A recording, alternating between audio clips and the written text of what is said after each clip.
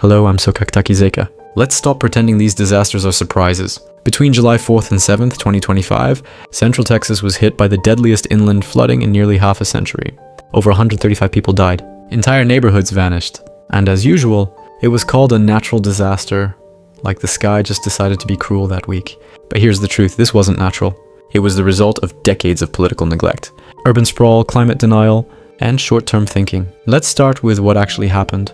In just 72 hours, some towns received over 20 inches of rain, more than they normally get in 3 months. The ground was already dry and cracked from weeks of drought. And when that much water falls on baked soil, it doesn't soak, it slides, fast, furious, unstoppable. Highways turned into rivers.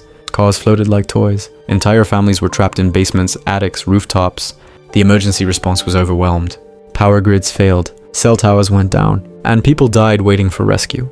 And yet we're still here. It's Texas. Floods happen. No, not like this. According to the National Weather Service, flash floods in Central Texas have become more intense and more frequent in the past 10 years. NOAA reports that rainfall events in the region are now % more severe on average than they were in the 1970s. This isn't bad luck, it's a climate shift. Let's go deeper. Texas is one of the richest states in the US, and yet many of the flood victims lived in mobile homes, near creeks, places with no real evacuation plans, no raised foundations, no infrastructure. These people weren't careless. They were left behind. Because in America, your zip code still determines your survival odds. And guess who else paid the price? Firefighters who worked 40 hours straight. Volunteers who carried strangers on their backs. Families who lost everything, twice. Because many of these areas flooded in 2021 and were never rebuilt properly. You see, this is what happens when we treat every disaster as a one-off. When we rebuild the same way in the same place, waiting for the next catastrophe to teach us the same lesson all over again. And still, the politics are broken. Texas officials talked about resilience, but not about climate. They declared emergency zones but didn't update building codes. They cut budgets for green infrastructure and praised their response time after the damage was done. Meanwhile, the same politicians deny climate change on campaign stages. Here's what real adaptation looks like. You build flood-resistant homes. You create smart stormwater drainage systems, not just bigger sewers.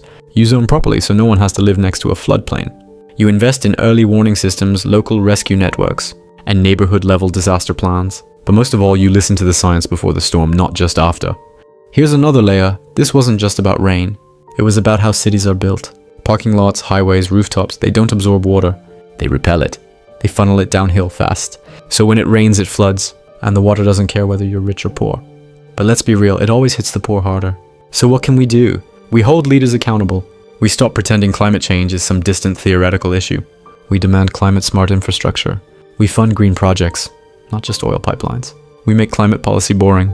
Boring in the best way, like plumbing, like fire alarms, like insurance. Quiet, reliable, invisible, until you need it. Because every year we delay, the storms get worse, the floods get deadlier, and the excuses get cheaper. Texas doesn't need thoughts and prayers. It needs preparation and policy. And we, the people, need to stop accepting disaster as destiny. I'll be honest, this story pisses me off. Not just because of the damage, but because it was avoidable. The science was there. The warnings were clear. The funding was possible. And still, we waited until people drowned. So don't call it just bad luck. Call it what it is, planned neglect. And now it's on us to stop the cycle. Floods are not surprises anymore. They're tests. The question is, will we pass? I'm Sokaktaki Zeka, I don't speak for the government. I speak for the ones who didn't make it to the rooftop. Stay smart. Stay human. See you next time.